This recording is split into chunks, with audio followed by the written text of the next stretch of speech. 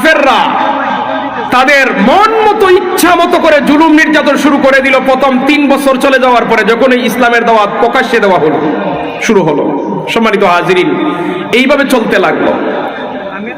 এইভাবে দাওয়াতের যখন সপ্তম বছর থেকে 10ম বছর, এই 3 বছরে তারা চিন্তা করলো, ওই সময়ের ভিতরে প্রথম শুধু দুর্বলরা মুসলমান হলেন, গরিবরা মুসলমান হলেন, দাস দাসীরা মুসলমান হলেন, তারার ইচ্ছা মতো নির্যাতন চালাচ্ছে। যখন আমির হামজা রাদিয়াল্লাহু তাআলা আনহু মুসলমান হলেন, হযরতে ফারুক আযম ওমর রাদিয়াল্লাহু তাআলা আনহু মুসলমান হলেন, তখন কাফেরদের চিন্তা আসলো বড়, এইভাবে যদি বড় বড় মানুষরা মুসলমান হয়, একসময় আমাদের বাপদাদার ধর্মের অস্তিত্ব আর থাকবে না। তো তারা কি করলো যে এদের বিরুদ্ধে বড় ধরনের পদক্ষেপ নিতে হবে। তারা বড় ধরনের পদক্ষেপ নেওয়ার জন্য একটা বৈঠক করছে। বৈঠক করে একটা চার্ট তৈরি করছে যে আজকের পর থেকে মুসলমানদের সাথে বনু হাসিম, বনু মুত্তালিব, অমুসলমান যারা আছে এরা সহ এদের সাথে মক্কার কোনো মানুষেরা বিবাহ শাদী দিবে না, নিবে না, বেচা কেনা করবে না, কোনো লেনদেন করবে না, এদেরকে মক্কা থেকে বাহিরে যাইতে দেবে না, বাহিরের কোনো মানুষ আসলে এদের সাথে দেখা করতে দেবে না। বয়কট, যেটা এটা সামাজিক বয়কট, অর্থনৈতিক বয়কট এবং রাজনৈতিক বয়কট, 3টা বয়কটের তারা ডাক দিছে কাফেররা মুসলমানদেরকে নিপীড়ন করার জন্য। এটা ছিল দাওয়াতি জিন্দেগি নবীজির 7ম বছর থেকে 10ম বছর মাক্কি জীবনে, এই 3 বছর চলল। চার্ট লেখে তারা কাবাগরের ভিতরে টাঙ্গিয়ে দিছে, কাবাগরের একেবারে ভিতরে। আল্লাহর হাবিব সাল্লাল্লাহু আলাইহি ওয়াসাল্লাম এই বয়কটের সময় দিনের দাওয়াত এক মুহূর্তের জন্য বন্ধ করলেন না। ওই সময় মুসলমানদের অবস্থা এমন হলো, মুসলমানরা ক্ষুধার যন্ত্রণায় গাছের পাতাকে তাদের জীবন বাঁচাইছেন, খাবার নাই। হযরতে সাদ ইবনে আবি ওয়াক্কাস রাদিয়াল্লাহু তাআলা আনহু বলেন, ওই 3 বছর বয়কটের সময় রাতের আধারে একদিন ক্ষুধার যন্ত্রণায় আমি বের হয়েছি কোনো খাবার সংগ্রহ করা যায় কিনা। রাস্তার মধ্যে একটা শুকনা চামড়া রাস্তার মধ্যে পাইলাম, মানুষ এটাকে আবর্জনা হিসেবে ফেলে দিছে। আমি ওই শুকনা চামড়াকে তুলে নিয়ে পানি দিয়ে নরম করে খেয়ে জীবন বাঁচাইছি। এমন কষ্ট জিন্দেগি ছিল ওই 3 বছর। মুসলমানদের শিশুদের কান্নার আওয়াজ চতুর্দিকে ছড়িয়ে পড়ল, কারণ মায়েদের স্তনে দুধ নাই, বাচ্চারা কি খাবে? সম্মানিত হাজিরিন, মুসলমানদের দুর্দশার চরম পর্যায়ে ছিল এই 3টি বছর। শেষ বছরের সময় আল্লাহর হাবিব সাল্লাল্লাহু আলাইহি ওয়াসাল্লাম আল্লাহ তাআলার কাছে দোয়া করেন, আল্লাহ এমন বিপদ থেকে আমাদের উদ্ধার করুন। আল্লাহ তাআলা এক ধরনের পোকা পাঠাইছেন, এই পোকাগুলি কাবাগরের ভিতরে ঢুকে চাঁদের মধ্যে যতগুলি শর্ত ছিল সব শর্ত খেয়ে ফেলছে। সুবহানাল্লাহ। শুধু উপরের মধ্যে ছিল বিসমিকা আল্লাহুম্মা, ওই বাক্যটি ছাড়া সব শর্ত খেয়ে ফেলছে। ওহির মাধ্যমে জিবরিল আমিন এসে নবীজিরে জানাইলেন, আমার নবীজি উনার চাচা আবু তালেবরে জানাইলেন। আবু তালেব কাফের, কিন্তু নবীজির সাথে আছেন। আবু তালেবও বয়কটের শিকার, কিন্তু কাফের। আবু তালেবরে জানানোর পরে আবু তালেব একটা সুযোগ পাইছেন, মক্কার কাফের ডাক দিয়েছেন, হ্যাঁ মক্কার কাফেররা, তোমরা যে শর্ত লেখছো কাবাগরের ভিতরে তোমরা টাঙ্গিয়েছিলে, একটা শর্ত আর অস্তিত্ব নাই। তারা বলে কি, এটা ভিতরে অবশ্যই এটার অস্তিত্ব আছে। তো আবু তালেব চ্যালেঞ্জ করলেন, যদি কাবাগরের ভিতরে চাঁদের মধ্যে শর্তগুলি থাকে তা আমি নিজেই আমার ভাতিজা মুহাম্মদের তোমাদের কাছে হস্তান্তর করব, তোমরা যা মন চায় করবে। আর যদি লেখা না পাও তাহলে তোমরা বয়কট তুলতে হবে। বলো রাজি কিনা? মক্কার সব কাফেররা রাজি। বহুত দিনে সুযোগ পাইছি মুহাম্মদের বন্দী করার, আমরা কাছে আনার। সব বড় বড় লিডাররা কাবাগরের ভিতরে গিয়ে দেখে শুধু বিসমিকা আল্লাহুম্মা ছাড়া বাকি সব শর্ত মিটে গেছে। সুবহানাল্লাহ বলতে মন যায় না? একটু জবান খুলে বলেন না সুবহানাল্লাহ। কাফেররা বাধ্য হইছে বয়কট তুলতে। তখন 5 জন কাফের ছিল, মুরব্বী কাফের। এরা যদিও কাফের, কিন্তু এরা বলতেছে এটা কখনো হতে পারে না, একতরফা জুলুম চলছে মুসলমানের উপর। মানবতার খাতিরে অন্ততপক্ষে হলো তারা সামাজিক অধিকার পাওয়ার অধিকার রাখে। মুতঈন ইবনে আদি, হিশাম ইবনে আমর, 2 জন কাফের রাতের বেলা উটের উপর করে মাল বুঝাই করে মুখ বেঁধে মুসলমানদেরকে খাবার সাপ্লাই দিত শুধু মানবতার খাতিরে। এরা কিন্তু কাফের, কিন্তু মানবতার খাতিরে মুসলমানদেরকে খাবার দিত, কারণ কাফের আবার দেখলে তাদের বিরুদ্ধে আবার আইনি পদক্ষেপ নিবে, এই জন্য মুখ বন্ধ করে মুখ ঢেকে মুসলমানদেরকে খাবার সাপ্লাই দিত। এই জন্য দুনিয়াতে কোনো কাফের যদি ভালো কাজ করে এটার প্রতিদান সে মারা যাওয়ার আগে দুনিয়াতে পেয়ে যাবে। কাফেরের জন্য পরকালে আল্লাহ তাআলার পক্ষ থেকে কোনো প্রতিদান নাই, এটার প্রতিদান সে দুনিয়াতে পেয়ে যাবে। সম্মানিত হাজিরিন, বয়কট তোলা হলো 10ম বছর। আপনার আমার নবীজির এবার এত বড় দুঃখ থেকে মুক্তি পাইলেন, কিন্তু আল্লাহ তাআলা নবীজির পরীক্ষা এমন পর্যায়ে নিলেন, আরো বড় 2টা দুঃখের সংবাদ। আম্মা জান খাদিজাতুল কুবরা রাদিয়াল্লাহু তাআলা আনহার ইন্তেকাল হয়ে গেল।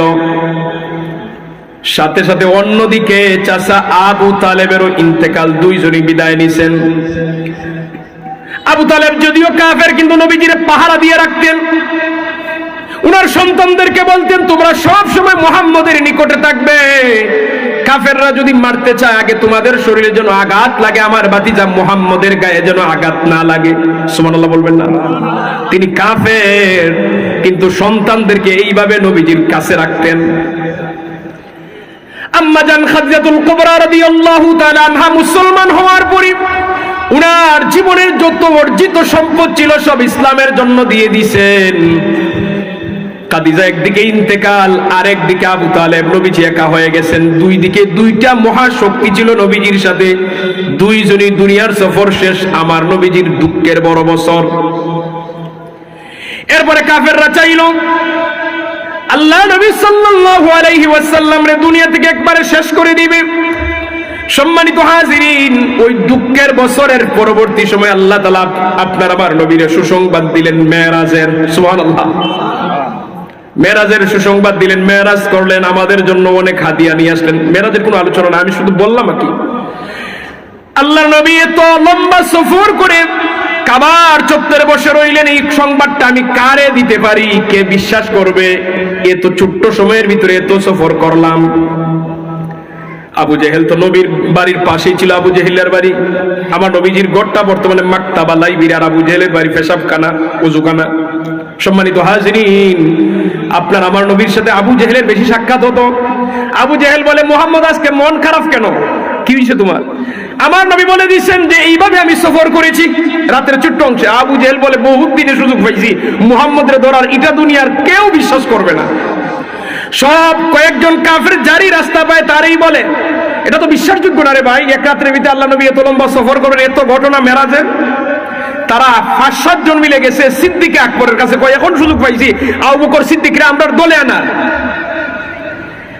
বড় বড় কয়েকজন কাফের মিলে সিদ্দিক আকবর রাদিয়াল্লাহু তাআলা আনহুর নিকটে গিয়ে বলে, আবু বকর তুমি মুহাম্মদের মানো, আমরার কোনো আপত্তি নাই, তবে তুমি কি এই জিনিসও বিশ্বাস করো যে মুহাম্মদ রাতের ছোট্ট অংশে এত লম্বা সফর করে এত কিছু ঘটনা ঘটে গেল, আবার এসে উনি ফজরের আগেই চলে আসছেন অন্ততপক্ষে, এই কথাটাও তুমি কি বিশ্বাস করো কিনা, আমরার তুমি বলো।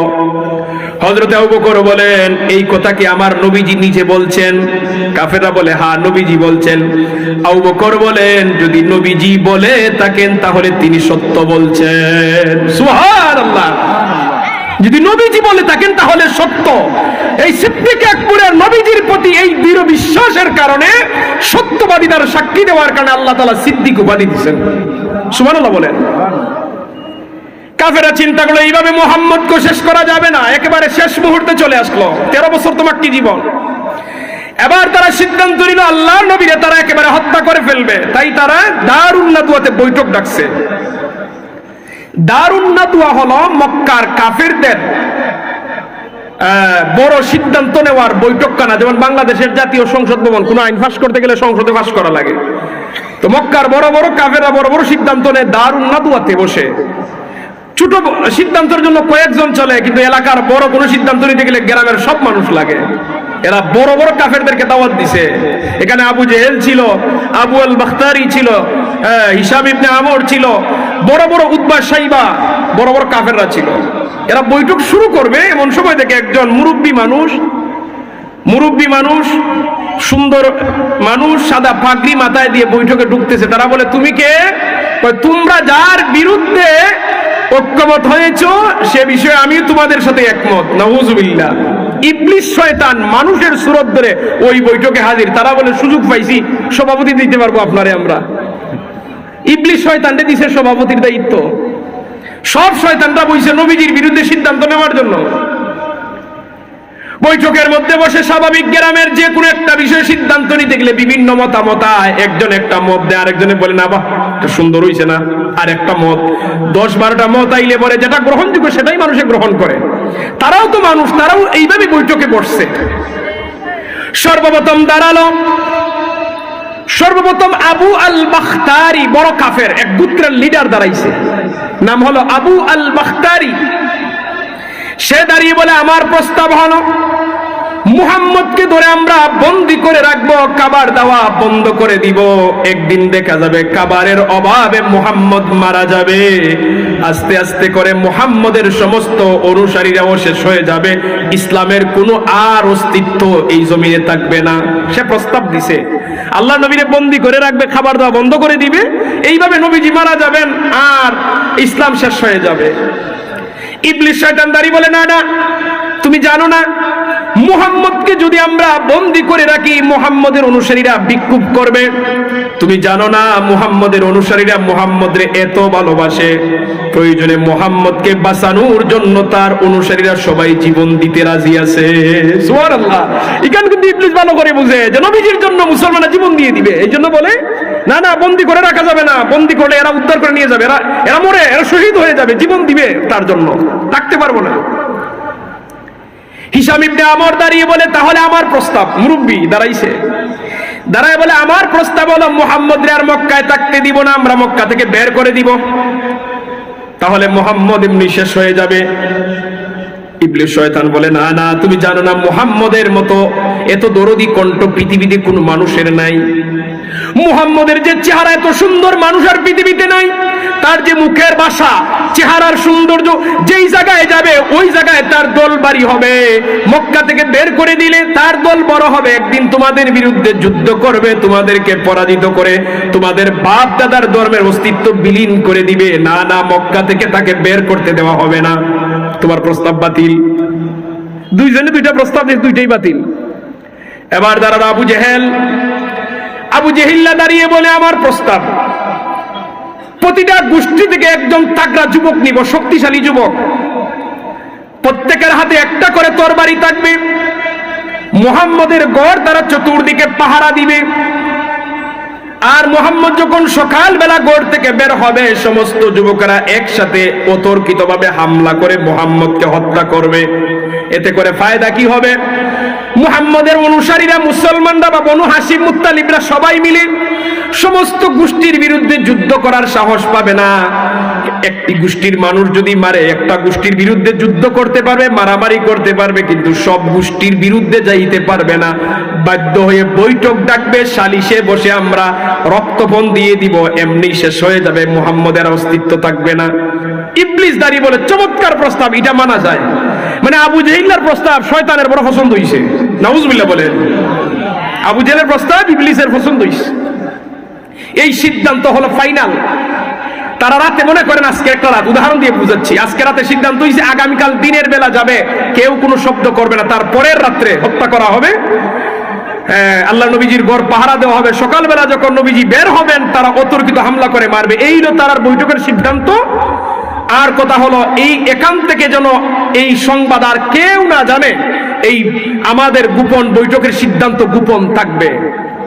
আল্লাহ তাআলা জিবরিল আমিনের মাধ্যমে আমার নবীজিকে ওই বৈঠকের গোপন সংবাদ জানাই দিয়েছেন। সুবহানাল্লাহ বলবেন না? আল্লাহ তাআলা বলেন وَإِذْ يَمْكُرُ بِكَ الَّذِينَ كَفَرُوا لِيُثْبِتُوكَ أَوْ يَقْتُلُوكَ أَوْ يُخْرِجُوكَ وَيَمْكُرُونَ وَيَمْكُرُ اللَّهُ وَاللَّهُ خَيْرُ الْمَاكِرِينَ।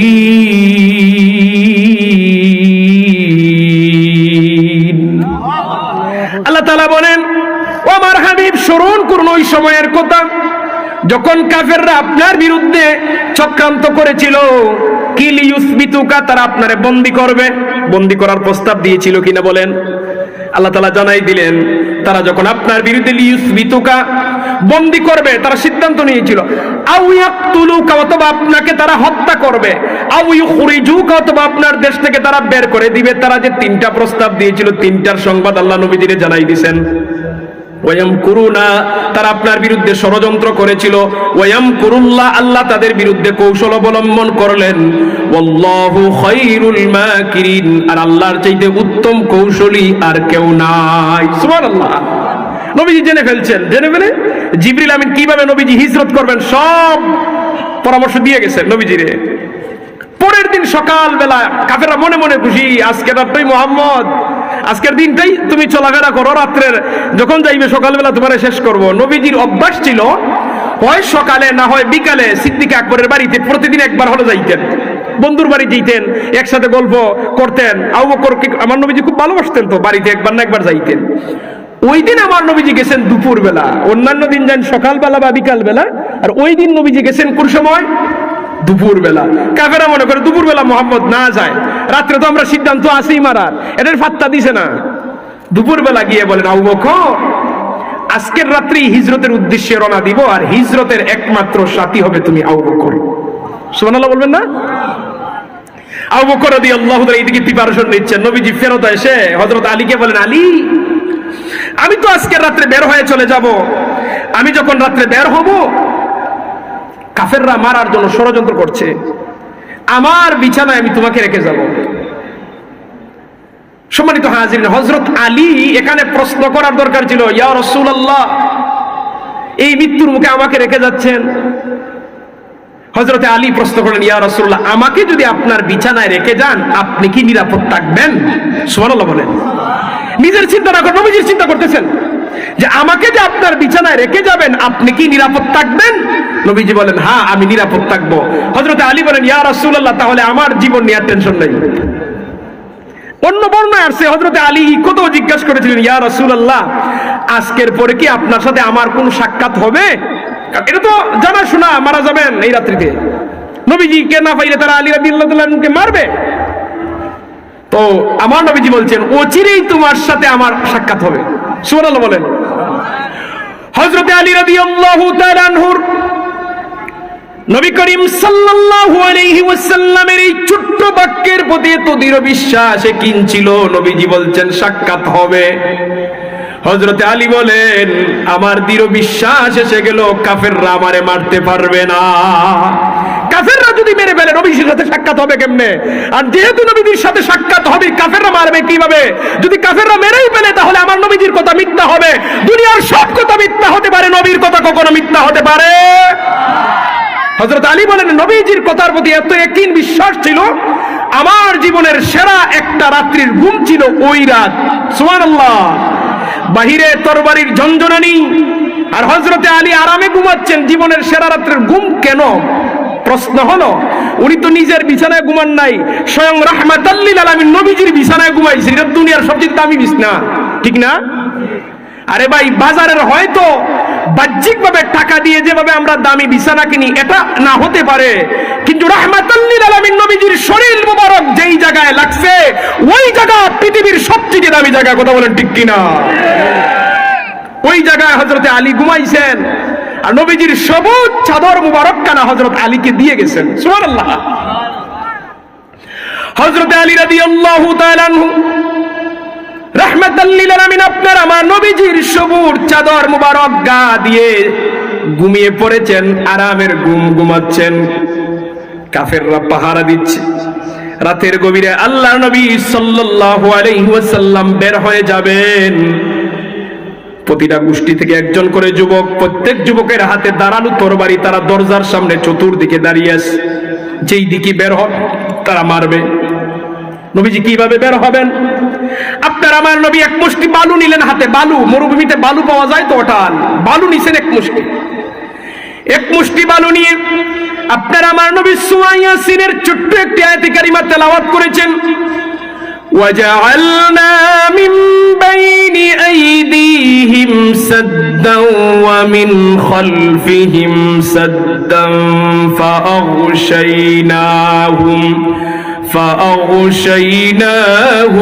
فهم لا يبصرون আল্লাহর নবী যখন বের হলেন আল্লাহ তাআলা বলেন আমি কাফেরদের সামনে তাদের পিছনে দেওয়াল দিয়ে দিছি। কাফেরদের সামনে দেওয়াল দিলাম, পিছনে দেওয়াল দিলাম, সামন দিয়ে ডেকে দিলাম। নবীজি বের হয়ে গেছেন, কাফেররা আপনার আমার নবীজিরে তাদের চোখ দিয়ে দেখতে পারে না। সুবহানাল্লাহ। আমার নবীজি বের হয়ে গেছেন তাদের সামন দিয়ে। নবীজি এই আয়াতে কারিমা করে বালু ছিটিয়ে দিয়েছেন, আল্লাহ পর্দা দিয়ে দিয়েছেন, দেওয়াল দিয়ে দিয়েছেন। আমার নবীজি আস্তে করে শান্তি মনে নিজের ঘর থেকে বের হয়ে গেছেন। কাফেররা বুঝে নাই, এরা পাহারা দিতে আছে। আমার নবীজি গভীর রজনীতে সিদ্দিক আকবরের বাড়িতে গিয়ে আওয়াজ দিছেন, দরজা খুলে গেছে। নবীজি বলেন আবু বকর এত রাত্রে ঘুমাও নাই? সিদ্দিক আকবর বলেন ইয়া রাসূলুল্লাহ আপনি বলছেন আপনার হিজরতের সাথী হব, ঘুম কি করে আসে? আবু বকর সিদ্দিক রাদিয়াল্লাহু তাআলা আগ থেকে প্রস্তুত ছিলেন, দুইটা উট আগে রেডি রাখছেন, দুইটা উট রেডি রাখছেন। উনার মেয়ে আসমা রাদিয়াল্লাহু তাআলা আনহা রাস্তার খাবার নাস্তা রেডি করে দিয়েছেন। সিদ্দিক আকবর একজন ইহুদি গোলামের সাথে চুক্তি করেছেন, তুমি আমাদেরকে মদিনায় পৌঁছাই দিবে। সচরাচর যেই রাস্তা দিয়ে মানুষ মদিনায় যায় ওই রাস্তা দিয়ে নয়, অন্য বিকল্প রাস্তা দিয়ে আমাদের নিয়ে যাবে। এত টাকা তোমারে, এতটা দিরহাম দেব। ইহুদির টাকার দরকার, হে টাকার বিনিময়ে রাজি। আবু বকর বলছেন জীবন গেলেও কাউকে বলতে পারবে না, কয় আমার বলার প্রয়োজন, আমার টাকার প্রয়োজন। টাকার বিনিময়ে চুক্তি করছেন হযরত আবু বকর। আবু বকর নিজের পক্ষ থেকে উটের ব্যবস্থা করছেন, উনার মেয়ে নাস্তার ব্যবস্থা করে দিয়েছেন, একজন গোলামের সাথে চুক্তি করেছেন, নিজ থেকে উদ্যোগ নিছেন। দেখেন হযরত আবু বকরের স্যাক্রিফাইস, এইদিকে হযরত আলীর স্যাক্রিফাইস, ইসলামের জন্য নবীর জন্য কি কুরবান করেছেন। সম্মানিত হাজিরিন, নবীজি গিয়ে দরজা নক করলেন। নবীজি রাহমাতাল লিল আলামিন একটা উটের উপর সওয়ার, হযরত আবু বকর সিদ্দিক আর একটা উটের উপর সওয়ার, তারা রওনা দিয়েছেন। মক্কা থেকে তো ডাইরেক্ট রাতের বেলা মদিনার উদ্দেশ্যে রওনা দিবেন, কিন্তু না না, মক্কা থেকে বের হয়ে গেলেন গারে সুরে। গারে সুর পাহাড়ে পর্বতের ভিতরে গিয়ে আশ্রয় নিছেন। প্রশ্ন হলো কেন? আল্লাহর উপর ভরসা করা প্রত্যেক ইমানদার মুমিনের কর্তব্য, কিন্তু আল্লাহর উপর ভরসা করে আপনি যে কোনো ময়দানে নেমে পড়বেন, ইসলাম এটা শিক্ষা দেয় না। ইসলাম বলে আপনার সতর্কতা অবলম্বন করুন। উদাহরণস্বরূপ বলি, আপনার বিভিন্ন কাজে করবে আপনার শত্রু থাকতে পারে, অথবা আপনি আল্লাহর উপর ভরসা করে মনে করেন বিশ্ব উঠে গেছেন, যদি বলেন আল্লাহর উপর ভরসা, বাঁচলে মরলে মরুম, রাস্তার মধ্যখানে দাঁড়িয়ে দিয়েছেন, এই ভরসা ইসলামের সমর্থন করে না। ইসলাম বলে আল্লাহর উপর ভরসা করেছো, তুমি রাস্তার কিনারা দিয়ে যাও, সতর্কতা অবলম্বন করো, নাহলে তুমি মারা যাবে। আপনার আমার নবী রাহমাতাল লিল আলামিন দুনিয়ার জন্য টিচার, শিক্ষক। উনি আমাদেরকে আমাদের জীবনের প্রতিটা ক্ষেত্রে, এমন যুদ্ধের ক্ষেত্রে, এমন বড় সমস্যার ক্ষেত্রে সতর্কতা যেন অবলম্বন করি। এই জন্য নবীজি রাতের আধারে মক্কা থেকে প্রথম হিজরত শুরু করেছেন, মক্কা থেকে বের হয়ে গারে সুরে গেছেন। আমার নবী যদি মদিনার উদ্দেশ্যে রওনা দিতেন আর এইভাবে বালু ছিটাইতেন, আয়াত পড়তেন, দুনিয়ার কোনো কাফের দেখতো না, জানতো না। নবীজি একবারে শান্তি মনে মদিনা যেতে পারতেন, কিন্তু নবীজি উম্মতে মুহাম্মদের শিক্ষা দেওয়ার জন্য এই ব্যবস্থা করে গেছেন। হে উম্মতেরা, তোমরাও এমন বড় বিপদের সময় সতর্কতা অবলম্বন করিও। সুবহানাল্লাহ। সম্মানিত হাজিরিন, গারে সুরে পর্বতে প্রবেশ করবেন। হযরত আবু বকর বলেন ইয়া রাসূলুল্লাহ, গর্তের ভিতরে কি আছে আমরা জানি না, অনুমতি দেন আগে আমি প্রবেশ করি।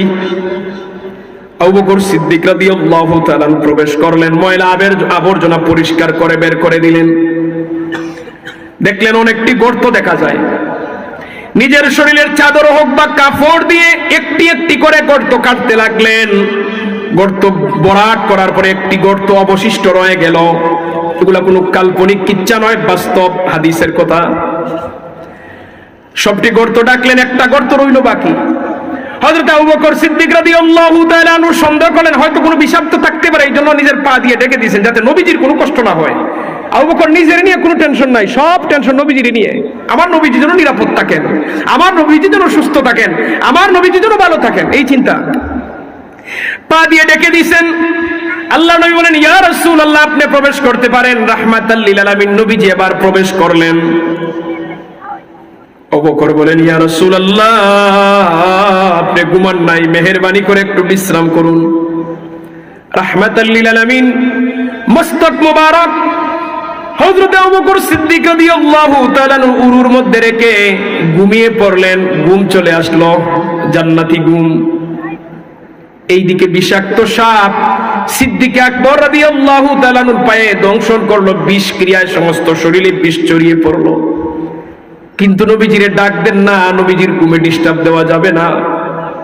নিজে বিষে আক্রান্ত, এইদিকে নবীজির ঘুম নিয়ে টেনশন, নবীজির যেন ঘুমে ডিস্টার্ব না হয়।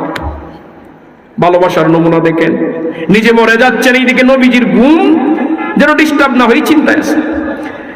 প্রচন্ড বিষক্রিয়ার কারণে সিদ্দিক আকবরের চোখ থেকে পানি পড়ে রাহমাতাল লিল আলামিন নবীজির কফাল মুবারকের মধ্যে এক ফোঁটা চোখের পানি পড়লো। নবীজির ঘুম ভেঙে গেল।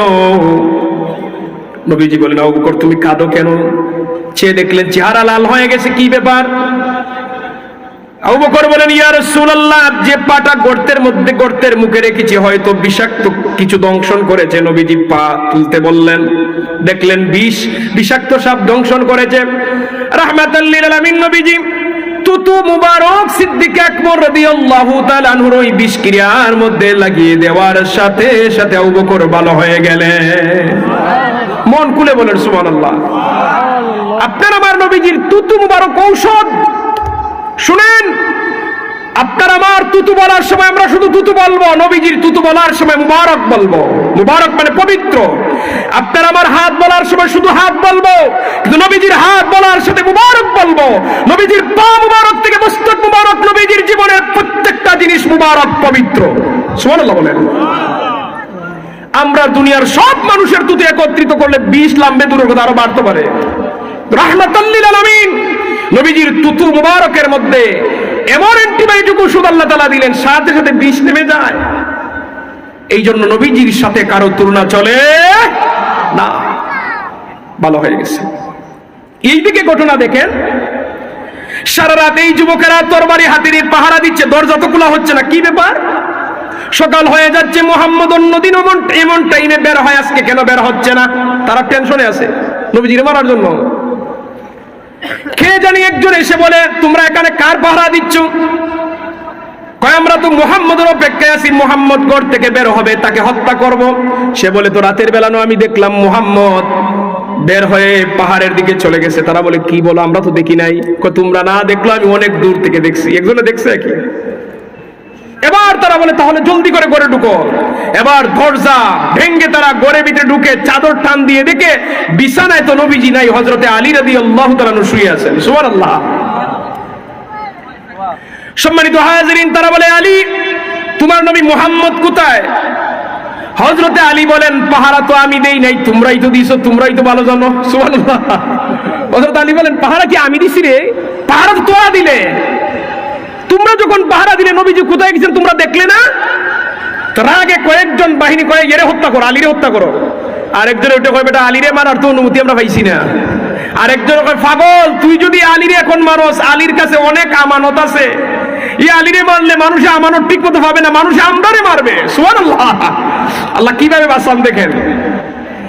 প্রশ্ন হলো, আল্লাহ নবী কেন হযরত আলী রাদিয়াল্লাহু তাআলা আনহুরে নিজের বিছানায় রেখে গেলেন? তার একমাত্র কারণ, আপনার আমার নবীজির কাছে অনেক কাফেরের আমানত জমা ছিল।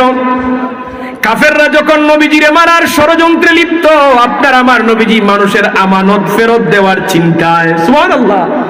কাফের আছে নবীজিরে মারতো কেমনে, আর আমার নবীজি টেনশন আছেন মানুষের আমানত কিভাবে ফেরত দেওয়া যায়। এই জন্য হযরত আলীকে রেখে গিয়েছিলেন, আলী, অনেক মানুষের আমানত আমার কাছে জমা, তুমি মানুষের আমানত গুলো যথাযথভাবে ফেরত দিয়ে তুমিও চলে আসবে, আমার সাথে অচিরেই তোমার সাক্ষাৎ হবে। সুবহানাল্লাহ বলেন। সম্মানিত হাজিরিন, হযরত আলী বেঁচে গেছেন, মানুষের আমানত দিয়েছেন। এইদিকে সারা মক্কার কাফেররা পাগল পারা হয়ে গেছে, এত চেষ্টা আমাদের ব্যর্থ। তারা ঘোষণা দিছে, যে মুহাম্মদের মাথায় এনে দিতে পারবে 100টা উট দিব, 100টা উটের পুরস্কার। সম্মানিত হাজিরিন, এইদিকে গুহার ভিতরে আবু বকর সিদ্দিক রাদিয়াল্লাহু তাআলা আনহু আর আপনার আমার নবীজি। আবু বকরের টেনশন, যদি কাফেররা এই গুহার ভিতরে গর্তে ঢুকে পড়ে তাহলে আমাকে নিয়ে আমি চিন্তা করি না, কিন্তু আমার নবীজির গায়ে যদি আঘাত লাগে আমি কিভাবে সহ্য করবো? আবু বকরের চিন্তা। কাফেররা তালাশ করতে করতে গায়ের সুরের উপরে চলে গেছে, তাদের আওয়াজ শুনতেছেন সিদ্দিক আকবর, সুবহানাল্লাহ। কাফেরদের কথাবার্তা শুনতেছেন, কাফেরদের আওয়াজগুলি শুনতেছেন। তাদের কথাবার্তা শুনে সিদ্দিক আকবর টেনশনে পড়ে গেলেন, কি করা যায়? যদি কাফেররা সামনে চলে আসে, যদি আমার নবীজির গায়ে আঘাত লাগে আমি কিভাবে মেনে নেব? আল্লাহর হাবিব বলেন, আবু বকর তুমি এত চিন্তা করো কেন? সিদ্দিক আকবর বলেন, ইয়া রাসূলুল্লাহ আমার নিয়ে কোনো চিন্তা নাই, আমার চিন্তা হলো আপনারে নিয়ে। কাফেররা যদি আমারে মারে আমার জীবন নিয়ে কোনোদিন পরোয়া করি নাই, করব না, কিন্তু আপনার গায়ে আঘাত লাগলে আমি মেনে নিতে পারবো না। আল্লাহ নবী রাহমাতাল লিল আলামিন আবু বকর সিদ্দিক রাদিয়াল্লাহু তাআলা আনহু সান্তনার বাণী শুনাইলেন। কুরআনুল কারীমের একখানা আয়াত উনি শুনিয়ে দিলেন। আল্লাহ তাআলা নাযিল করলেন, ইল্লা তানসুরুহু ফাকাদ নাসারাহুল্লাহু ইয আখরাজাহুল্লাযীনা কাফারু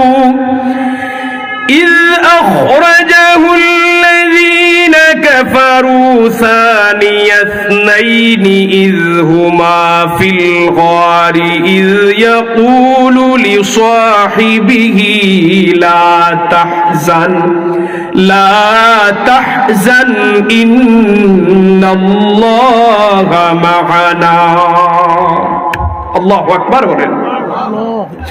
আল্লাহ তাআলা বলেন, যদি তোমরা আমার রাসূলকে সাহায্য না করো, আমি কিন্তু সাহায্য করেছিলাম। ইল্লা তানসুরুহু, তোমরা যদিও আমার নবীকে সাহায্য না করো, ফাকাত নাসরাহুল্লাহ, আল্লাহ সাহায্য করেছিলেন নবীজিরে। কোন সময়? ইজ আখরাজাহুল্লাযীনা কাফারু, যখন কাফেররা তারা বের করে দিয়েছিল, যখন কাফেররা নবীজিরে তাদের দেশ থেকে বের করে দিয়েছিল, অর্থাৎ নবীজি হিজরত করে বের হয়ে গেছেন। নবীজি ইচ্ছা করে যান নাই, কাফেরদের যন্ত্রণা সহ্য করতে না পেরে আল্লাহর অর্ডার পেয়ে হিজরত করেছেন। কাফেররা যদি এই যন্ত্রণা না দিত আমার নবীজি মক্কা থেকে যাইতেন না। এই জন্য আল্লাহ বলতেছেন, ইজ আখরাজাহুল্লাযীনা কাফারু, যখন কাফেররা বের করে দিয়েছিল, তারা কয়জন ছিল? সানিয়াসনাইনি, তারা ছিল দুজন। কয়জন ছিল? দুইজন। একজন হলেন হযরত আবু বকর, একজন হলেন রাহমাতাল লিল। তারা বের হয়ে কোথায় গেছেন? ইয হুমা ফিল গার, তারা দুইজন গারে গেছেন, গারে সুরে, পর্বতের ভিতরে ঢুকছেন, গুহায় ঢুকছেন। তখন তাদের ইয ইয়াকুলুনা লিসাহিবিহি, তাদের দুইজন থেকে একজন তার সাথীরে বলতেছে, এখানে সাথী বলতে নবীজি আবু বকররে বলতেছেন। ইয ইয়াকুলু লিসাহিবিহি লা তাহজান, ওরে আবু বকর লা তাহজান, তুমি চিন্তা করো না। ইন্নাল্লাহা মা'ানা, নিশ্চয়ই আল্লাহ তাআলা আমাদের সাথে আছেন। সুবহানাল্লাহ বলেন। কত সুন্দর বাক্য। আমার নবীজি বলেন, লা তাহজান, আবু বকর তুমি চিন্তা করো না। ইন্নাল্লাহা মা'ানা, নিশ্চয়ই আল্লাহ তাআলা আমাদের সাথে আছেন। আচ্ছা, আল্লাহ তাআলা যার সাথে আছেন তার আর কোনো টেনশন আছে? হুজুরে বলেন আছে? নাই। হযরত আবু বকর বলেন, নবীজির এই সান্তনার বাণী শোনার পরে আমার মন ঠান্ডা হয়ে গেল। কাফেরদের আওয়াজ শুনতেছেন, সামনে চলে আসছে, তাদের পা সিদ্দিক আকবর দেখতেছেন, কিন্তু তারা দেখে না। আল্লাহ রাব্বুল আলামিন ওই গুহার মধ্যে মাকড়সারে পাঠাইছেন, কবুতরে পাঠাইছেন। মাকড়সা জাল বাঁধছে, কবুতরের ডিম পাড়ছে। কেউ বলে গুহার ভিতরে প্রবেশ করি, আর একজনে কয় তোর মাথার কি ঠিক আছে নি? কয় এখানে যদি বেটা মানুষ থাকে, দেখোস না গর্তের মুখে জাল আছে, মাকড়সায় জাল বাঁধতে তো কয়েকদিন সময় লাগে। কবুতরের ডিম পাড়তেও সে চিন্তা ভাবনা করে দেখে যে এখানে মানুষ নাই, নিরিবিলি জায়গা, ওই জায়গায় ডিম পারে। যদি এটার ভিতরে মানুষই থাকতো, মাকড়সায় জাল বাঁধতো না, কবুতরের ডিম পারতো না। সুবহানাল্লাহ বলবেন না? আল্লাহ যদি চান কোন বান্দাকে সেট করতে, আল্লাহ যদি চান কাউকে সাহায্য করতে, দুনিয়ার মানুষ আটকাতে পারবে না। আল্লাহ যদি কাউকে দুনিয়া থেকে তুলে নিতে চান, দুনিয়ার মানুষ রাখতে পারবে না। কাফেররা চলে আসছে, হতাশ কাফেররা, আল্লাহ নবীরে পায় নাই। ওই গর্ত থেকে বের হয়ে এবার রওনা দিয়েছেন মদিনার উদ্দেশ্যে। কোন রাস্তা? সচরাচর যে রাস্তা দিয়ে মানুষ চলে ওই রাস্তা নয়, অন্য একটা রাস্তা দিয়ে ইহুদির সাথে সিদ্দিক আকবর চুক্তি করেছিলেন। সম্মানিত হাজির, রাস্তা দিয়ে চলতেছেন। যে খাবার ছিল তারা কে এক সময় শেষ হয়ে গেছে। মক্কা থেকে মদিনার দূরত্ব কম না 450 কিলোমিটার? আর এখন তো বাস দিয়ে মানুষ যায় 7-8 ঘন্টা সময় লাগে, এর মধ্যে একবার বিরতি দেয়, তারপরে মানুষ দুর্বল ক্লান্ত হয়ে যায়। তখন এমন রাস্তা ছিল না, পাহাড় বালু পাথর ছাড়া আর কিছুই নাই, এমন মরুভূমির রাস্তা, কঠিন পথ পাড়ি দিতে হবে, আবার জায়গায় জায়গায় ডাকাতির ভয়, আবার কাফেরদের অত্যাচারের ভয়। যে নাস্তার সাথে ছিল সব শেষ। সামনে গিয়ে দেখলেন কাফেরদের চতুর্দিকে তারা এলার্ট করে দিয়েছে, মুহাম্মদকে যেই জায়গায় পাবে তোমরা ধরবে, পুরস্কারের আশায় সব কাফেররা চিন্তা করে ডাকাতি করার চিন্তা, এটা বলো ডাকাতি করবো একটা উট, আর এখানে যদি ধরতে পারি 100 উট। এই জন্য 100 উটের লোভে চতুর্দিকে আল্লাহ নবীরে খুঁজতে লাগলো, কিন্তু তারা নবীজিরে চিনে নাই, এমন বহু কাফের আছে নবীজির জীবনে দেখছে না। কিন্তু নবীজির সুন্দর চেহারা দেখে অনেক কাফেরের সন্দেহ হয়েছে, উনি মনে হয় মুহাম্মদ হতে পারে। কাফেরদের অন্তরে ধাক্কা লাগছে, এই চেহারা, এত সুন্দর চেহারা আর তো কোনো দিকই নাই। কাফেরদের জবান থেকে, মক্কার মানুষের জবান থেকে শুনছি যে মুহাম্মদ খুব সুন্দর মানুষ, এরা সন্দেহ করছে ইনি আল্লাহ নবী হতে পারেন। সম্মানিত হাজিরিন, কাফেররা এসে সিদ্দিক আকবরে প্রশ্ন করতেছে, এই মিয়া তোমার সাথে যে উনি কে? কথা বুঝতেছেন আমার? কাফেররা আবু বকরকে প্রশ্ন করতেছে, তোমার সাথে যিনি আছেন উনি কে? আচ্ছা, সিদ্দিক আকবর যদি বলেন এই সময় উনি আমার নবী, তাহলে তারা নবীজিরে মেরে ফেলবে বা ধরে নিয়ে যাবে। আর যদি বলেন নবী না, তাহলে মিথ্যা হবে, কবিরা গুনাহ হবে। এখন কি করবেন এমন সময়? ইসলামে এমন সময়ে হিকমত অবলম্বন করতে বলা হয়েছে।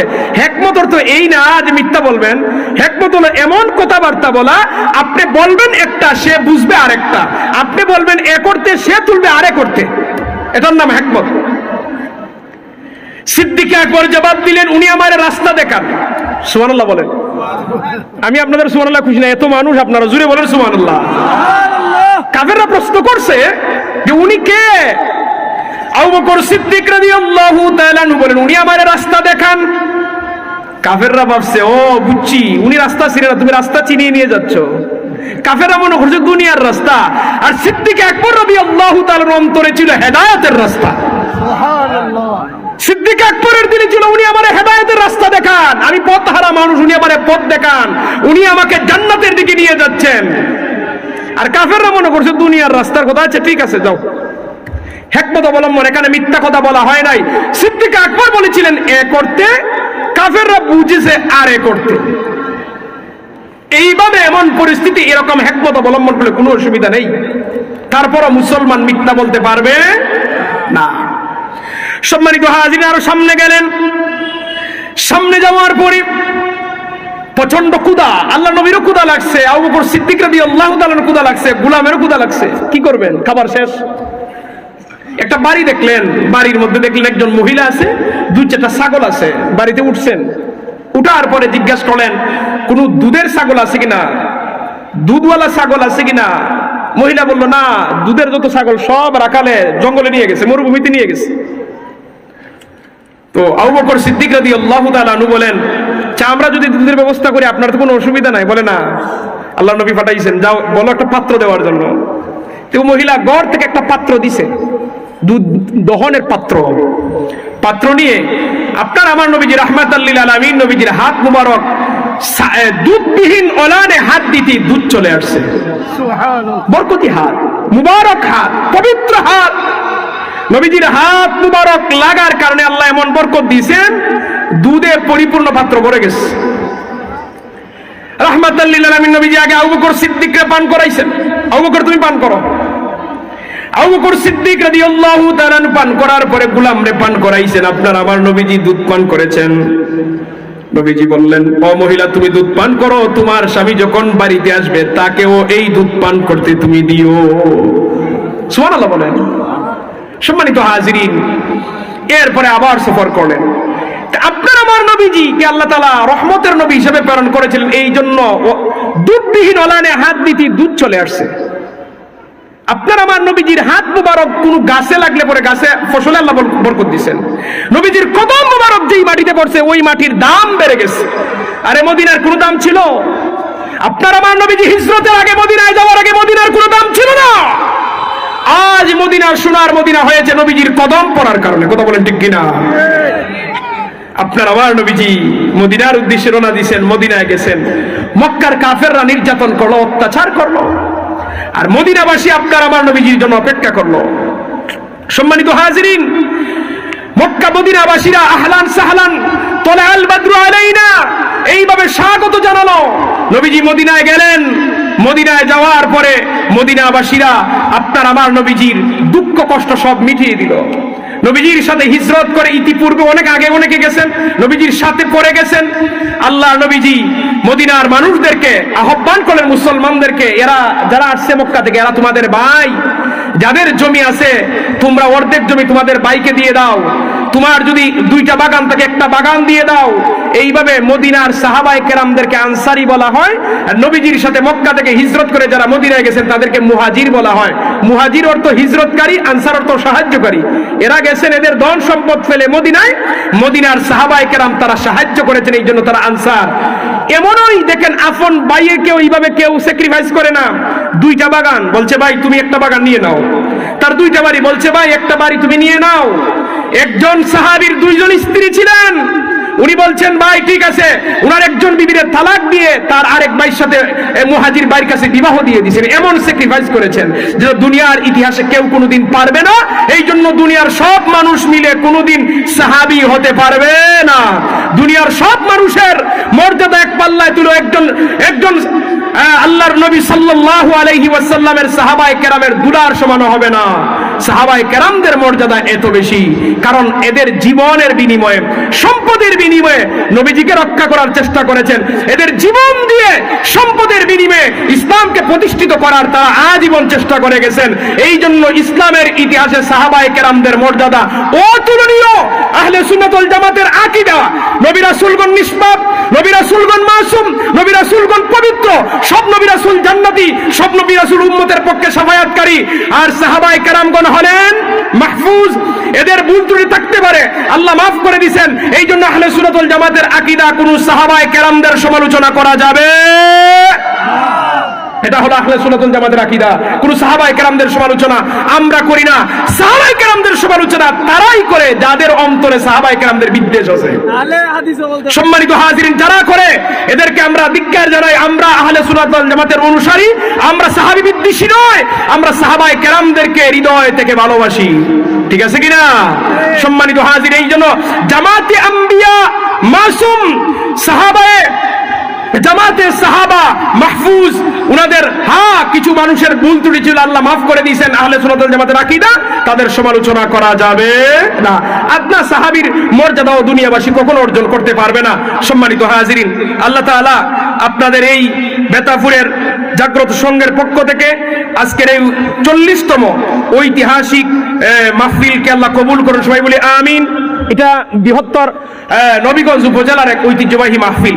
আমার দৃষ্টিতে বিলফারি সাহেব কিবলা রহমাতুল্লাহ আলাইহির ইসালে সওয়াব আর এই বেতাপুরের মাহফিল, এই 2টা মাহফিলই নবীগঞ্জ উপজেলার মধ্যে বড় মাহফিল হয়। থাকতে পারে আমার জানা মতো এই 2টা মাহফিলই বড় এবং আয়োজন সুন্দর হয়। সব দিক দিয়ে এই 2টা মাহফিল মর্যাদাপূর্ণ। সাবেকটা তো অনেক উঠবে, এটা কোনো তুলনা নাই, কিন্তু কোন সংগঠনের পক্ষ থেকে এত সুন্দর আয়োজন হয় আমার জানা মতো আর নাই। এই নবীগঞ্জ উপজেলার মধ্যে আল্লাহ তাআলা যেন এই মাহফিলটা, যে যুবক ভাইরা প্রতি বছর কষ্ট করে আয়োজন করে, তারা যেন প্রতি বছর এইভাবে নিয়ম শৃঙ্খলা বজায় রেখে আরো চমৎকার ভাবে আয়োজন করতে পারে। আল্লাহ যেন তৌফিক দান করেন। সবাই বলি আমিন। ওয়া আখিরু দাওয়ানা আলহামদুলিল্লাহি রাব্বিল আলামিন। সাল্লাল্লাহু আলা সাইয়্যিদিনা ওয়া মাওলানা মুহাম্মদ ওয়া আলা আলিহি ওয়া আসহাবিহি ওয়া সাল্লাম। আস্তাগফিরুল্লাহ ইন্নাল্লাহা গফুরুর রহিম। আল্লাহুম্মা আমিন। আলহামদুলিল্লাহি রাব্বিল আলামিন والصلاة والسلام على رسوله الكريم وعلى آله وأصحابه أجمعين. ربنا ظلمنا أنفسنا وإن لم تغفر لنا وترحمنا لنكونن من الخاسرين. رب ارحمهما كما ربياني صغيرا. মালিক আল্লাহ, বেতাপুর জাগ্রত সংঘের পক্ষ থেকে 40তম বার্ষিক ওয়াজ মাহফিলকে কবুল আর মঞ্জুর করে নাও। দেশ বিদেশ থেকে যে যেভাবে মাহফিল আয়োজন করতে সাহায্য সহযোগিতা করেছেন, তামামের সাহায্যকে কবুল আর মঞ্জুর করে নাও। বিশেষ করে মাওলা প্রবাসী ভাইয়েরা মাহফিল আয়োজন করতে গিয়ে আয় আল্লাহ অনেক টাকা পয়সা দিয়ে, অনেক পরামর্শ দিয়ে সাহায্য করেছেন, তামামের সাহায্যরে কবুল করে নাও। এলাকার মুরব্বীরা পরামর্শ দিয়েছেন, মুরব্বীদের হায়াত বরকত দাও, যুবকদেরকে দ্বীনের পথে কবুল করে নাও। মা বোনদের পর্দার শিন থেকে আয় আল্লাহ পর্দার আড়াল থেকে হাত তুলেছেন, তাদেরকে আবেদা সালেহা বানিয়ে দাও। মাহফিলকে শেষ পর্যন্ত কামিয়াবি দান করো আল্লাহ। এই মাহফিলের খবর শোনার মদিনায় পৌঁছিয়ে দাও। আপনার হাবিবের প্রতি ইশক মোহাব্বত পয়দা করে দাও। আমাদের সবাইকে আপনার হাবিবের প্রেমিক হিসাবে কবুল করে নাও। কাবায়ে আয় আল্লাহ, কাবার চত্বরে দাঁড়িয়ে, কাবা ঘরের সামনে দাঁড়িয়ে লাব্বাইক আল্লাহুম্মা লাব্বাইক বলে হাজিরা দেওয়ার জন্য কবুল করে নাও।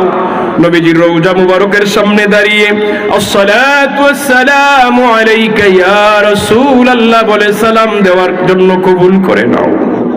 আল্লাহ আয় রব্বে কারীম, অনেক অসুস্থ মানুষের দরখাস্ত শিফা করে দাও। আমাদের সকলের পরিবারকে শান্তির পরিবার বানিয়ে দাও আল্লাহ। আমরা দেশের প্রতি দয়া করো, আমরা আমাদের দেশকে শান্ত করে দাও আল্লাহ। আমাদের দেশের পরিবেশকে সুন্দর করে দাও আল্লাহ। আয় আল্লাহ, আমাদের দেশের আইন শৃঙ্খলাকে শান্ত করে দাও। আমাদের দেশকে দিন দিন উন্নতি দান করো। আয় আল্লাহ, বিশ্বের সমস্ত শত্রুদের হাত থেকে আমাদের দেশকে হেফাজত করো। আয় রব্বে কারীম ওয়ারহামার রাহিম, আপনার হাবিবের উসিলায় আমাদের দোয়াকে কবুল করো। আগামী 15ই জানুয়ারি আল্লাহ শামসুল উলামা আল্লামা সাহেব কিবলা ফুলতুরি রাহমাতুল্লাহি আলাইহি রিসালে সব মাহফিলকে সহজ করে দাও। আগামী 31শে জানুয়ারি আল্লামা বিল ফারি সাহেব কিবলা রাহমাতুল্লাহি আলাইহি রিসালে সব মাহফিলকে সহজ করে দাও আল্লাহ। আপনার হাবিবের খাতিরে আমাদের দোয়াকে কবুল আর মঞ্জুর করে নাও। সুবহান রাব্বিকা রাব্বিল ইজ্জাতি আম্মা ইয়াসিফুন ওয়া সালামুন আলাল মুরসালিন ওয়ালহামদুলিল্লাহি রাব্বিল আলামিন।